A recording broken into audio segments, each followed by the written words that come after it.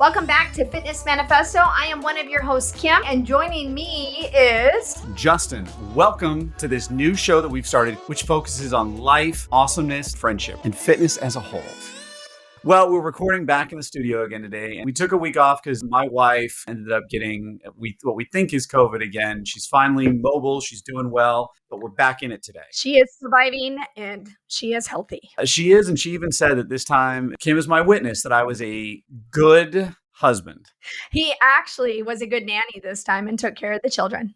Yep. And I'm not always great at that because I'm trying to do a million things at once. And so I had to take a lot of time. And you're a man. I mean, sorry. No offense, Justin, but I mean. 50 seconds in, we're already talking about sexism. I love it. High five to you, Kim. This is... I had to hit on that. I'm sorry. But, I'm glad you stepped up your game this time. And I'm not dogging men because usually men are phenomenal.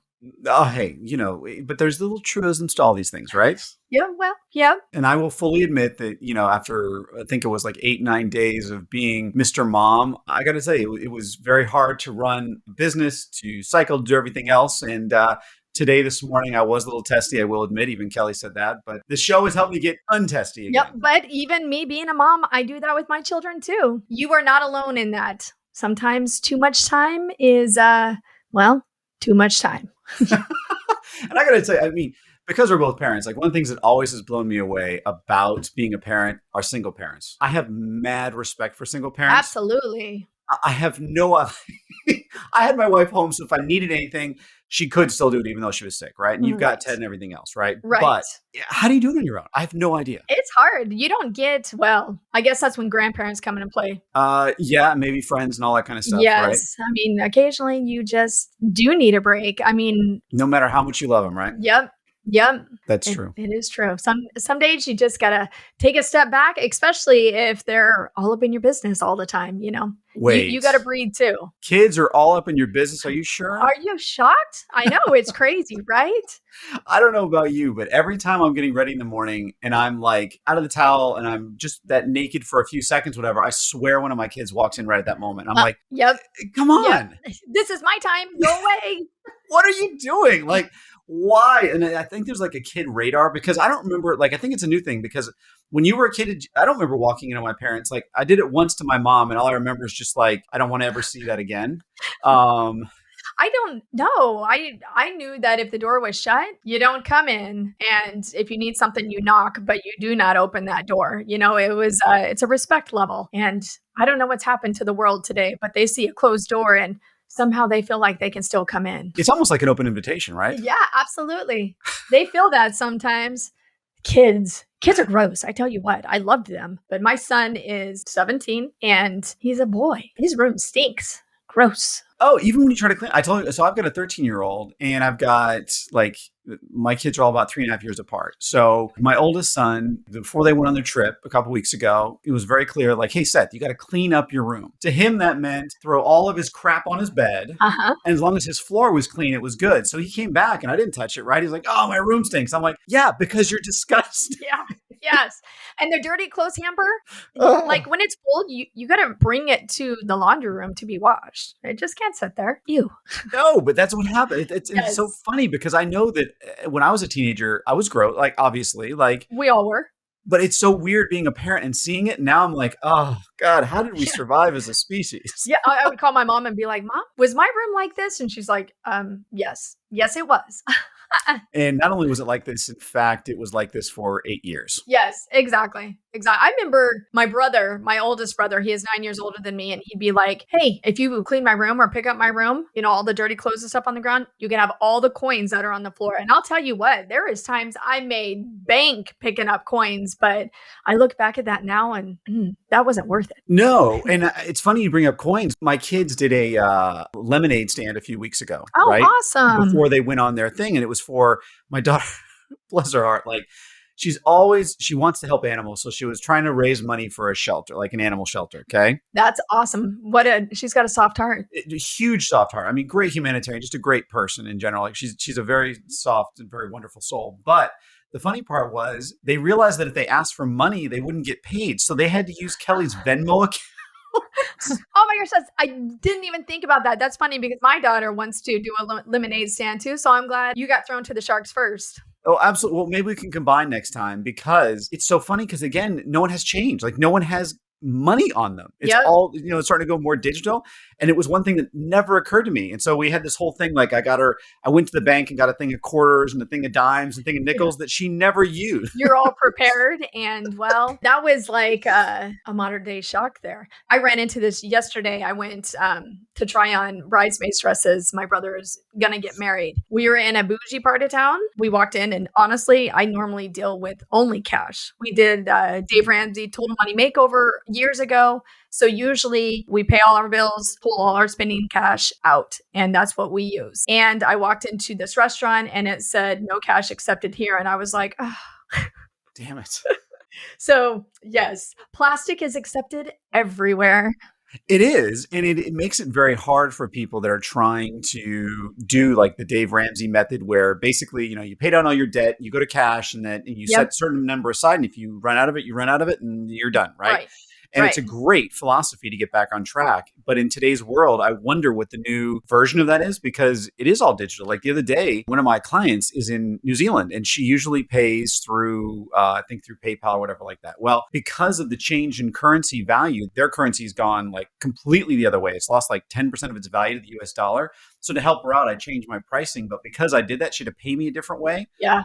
It was so weird. That's why so many people are in debt. They do credit cards. Whenever you pay with cash, you feel that cash coming out of your pocket. Oh, it sucks. When you're sitting there going, oh my gosh, I had $100 yesterday and dinner cost me $75. Woo, that hurts. It hurts a lot. And it's funny because like the other day we went out to dinner. We don't drink a lot anymore, right? Like in fact, I don't drink hardly at all. And Kelly, we're the same way. We didn't actually drink at all that night for whatever reason. And so the bill for two of us between 6 different people, right? So we broke it up 3 different ways. Our bill for dinner was $126 with tip. Okay. Ouch. No alcohol. Well, that's the thing. And so afterward, and we just split it all the way around. So afterwards, each of the other couples gave us each $30 because that was the impact of their alcohol. So we got $60. Wow. And it was just crazy. That's how much it adds up over time. Cause I was like, that's how much the 5 of us go out and spend, And I was like, 2 of us, I was kind of mad. And then they're like, okay, we'll each pay you $30. And I was like, okay, that makes sense. I mean, hangovers as adults is no fun. Oh, it blows. And you pay for that. Oh my gosh. Yes. And not just a day. No. Usually I'm like, see you next week.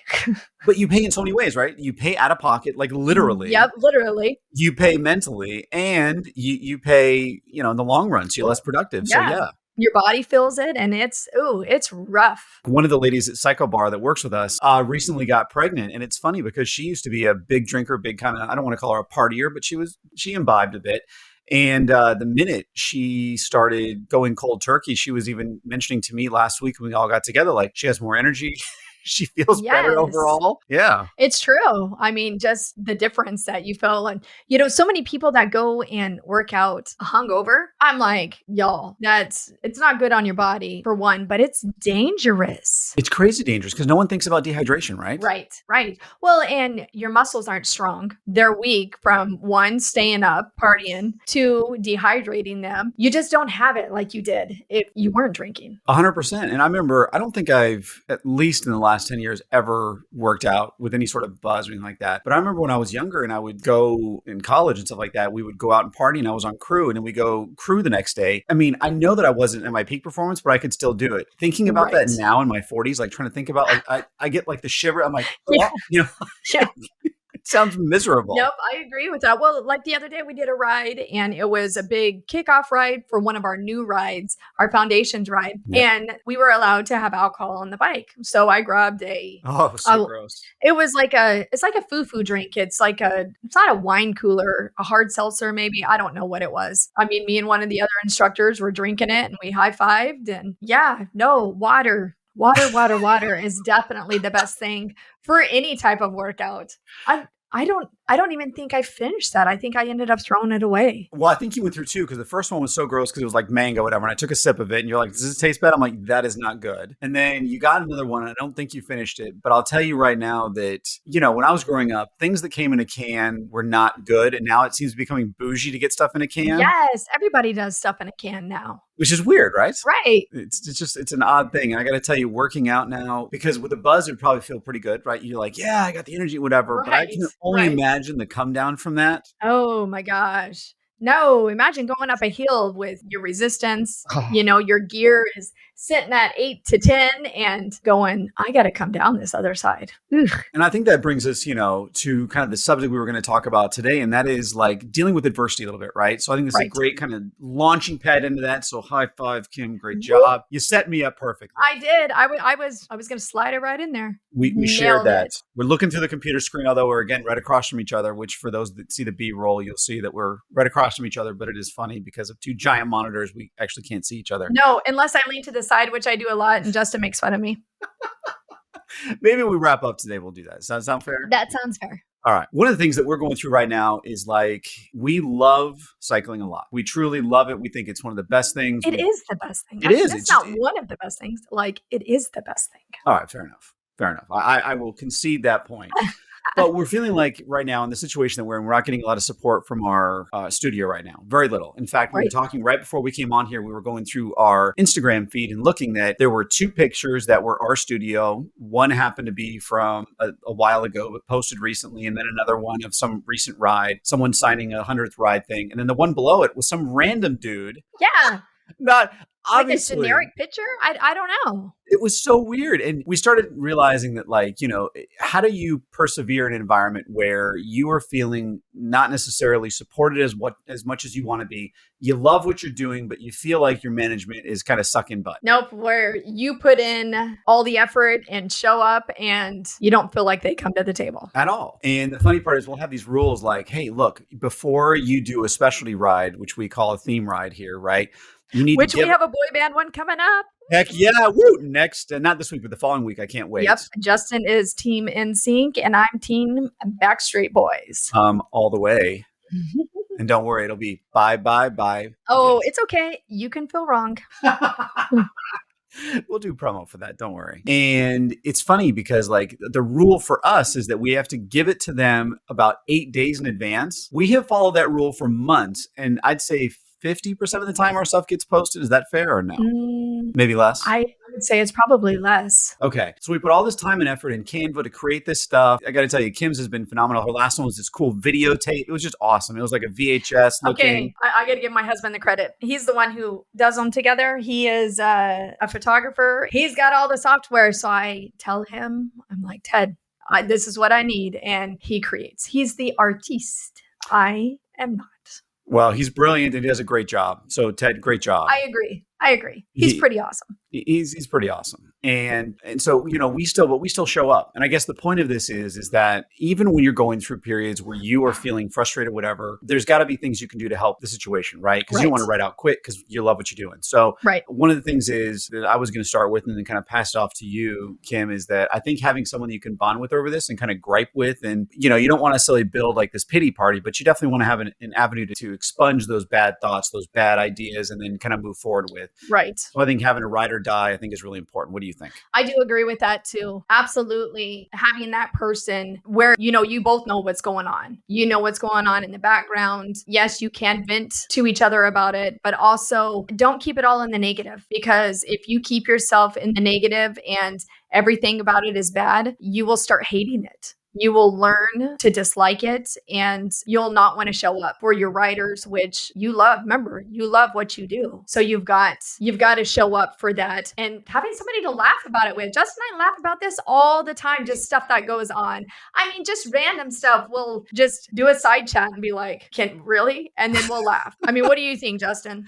I think that's 100% right. And I think that, that's the other avenue to this. I think that making it humorous, because it's easy to go on that path of darkness, right? Because especially when you're frustrated, it's easy to look at it and go, I'm stuck here. Right. But I think laughing it off is so important, especially when you're an athlete, because it's so easy to get serious because you're having to show up. And when you go up on stage, you're doing a show, right? You're being yourself, but you're putting a show on for someone. Right. Someone is paying for you to perform. You're needing to perform so that they can hit their levels as well. Right. It's very easy to get caught in that mindset of be professional.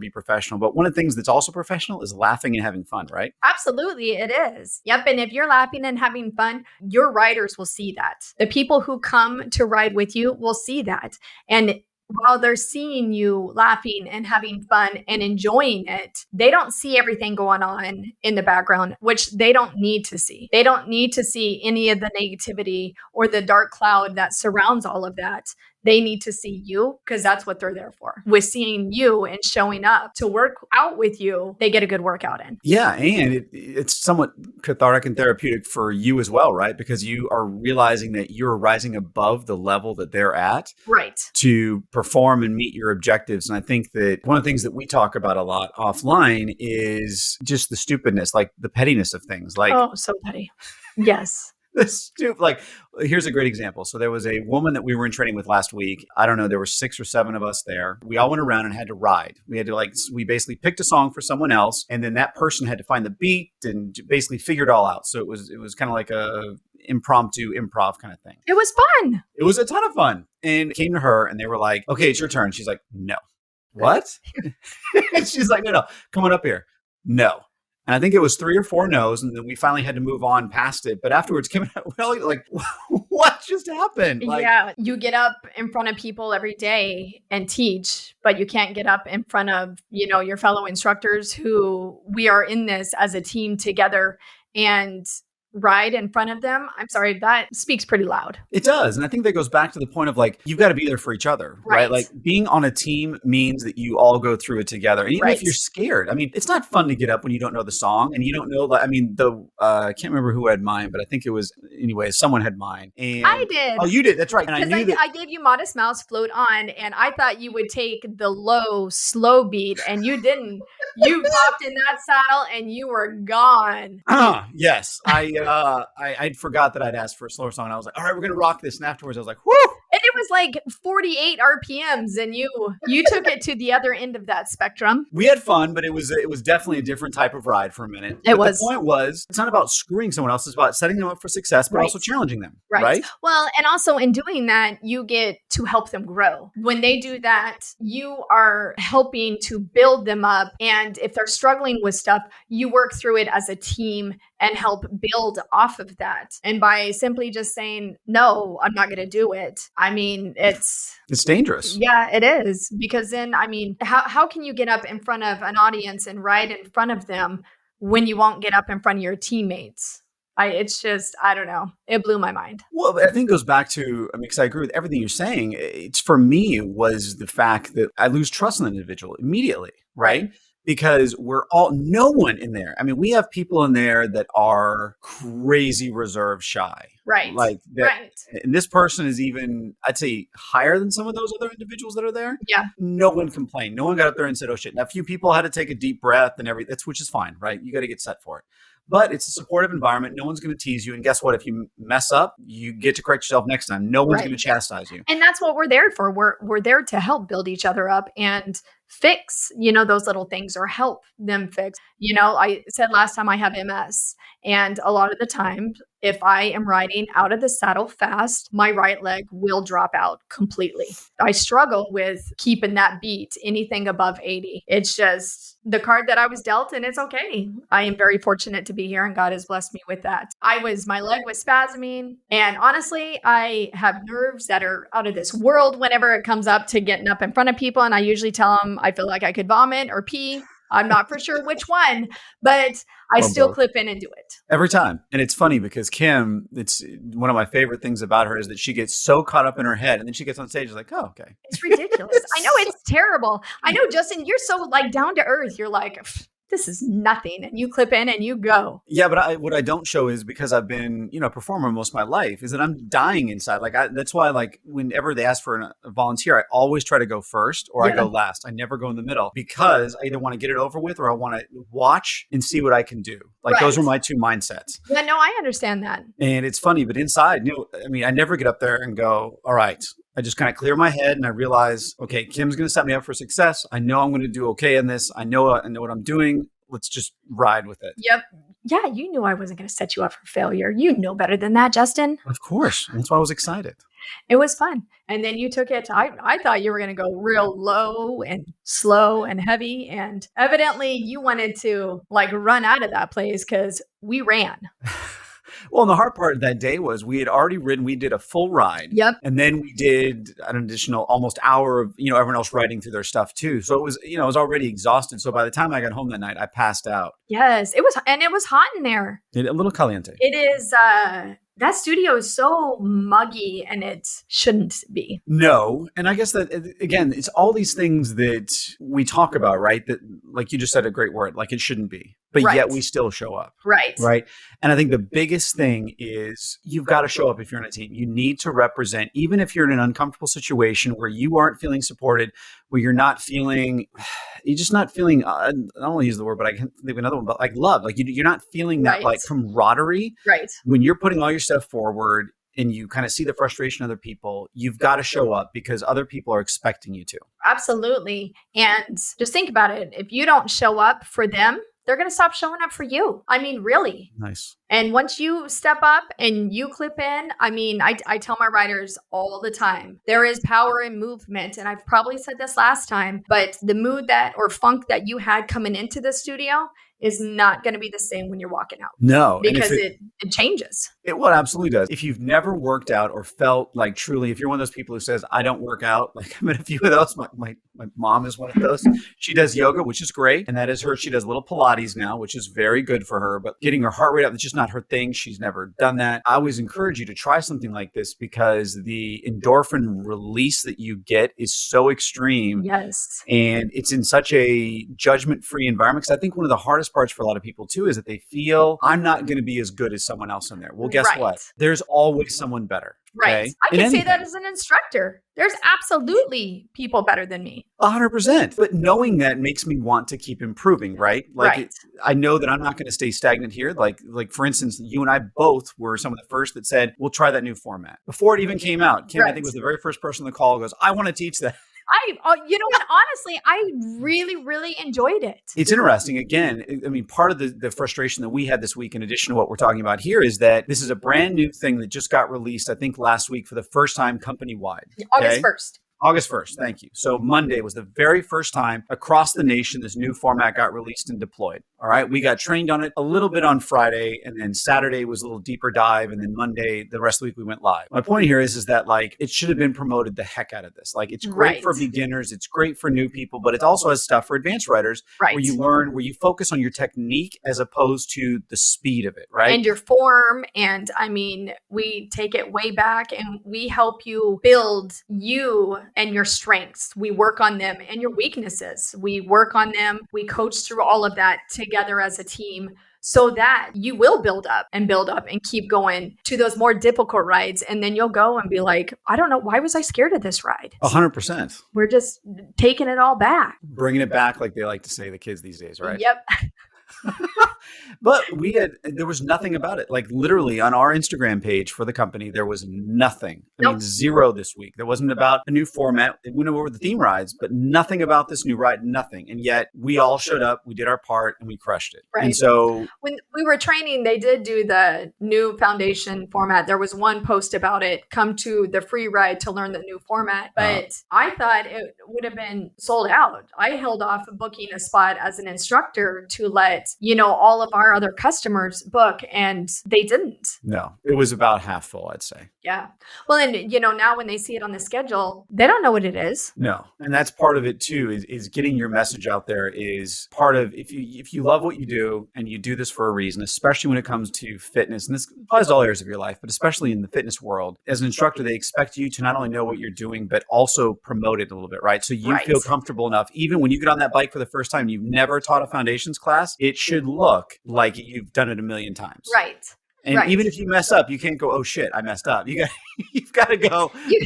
You're absolutely, but then you also got to think, if you mess up, they don't know the format. So they don't know that you messed up. So then you get to pull yourself back and get back on point, because remember, they showed up for you. Absolutely. So, as we kind of wrap up today, I think one of the major points here is that one, showing up is really key, being a good team member and having someone that's really there to help support you along the way. And if you're struggling with that, reach out to us. Like, we're definitely, we love people. We are happy to be your friend and commiserate with you. We like to talk. Oh, do we? Maybe. No, I think that we do. Okay, definitely. I mean, so as we wrap up, I will tell you a funny story about Kim on my Thursday ride. I'm ending my ride. I'm exhausted, and I'm announced the doors come flying open, and I'm like, oh, and welcome in Chloe. And I look over, and there's this chick with bright yellow Crocs on, and she's got, I'm like, oh, it's Kim. It was me.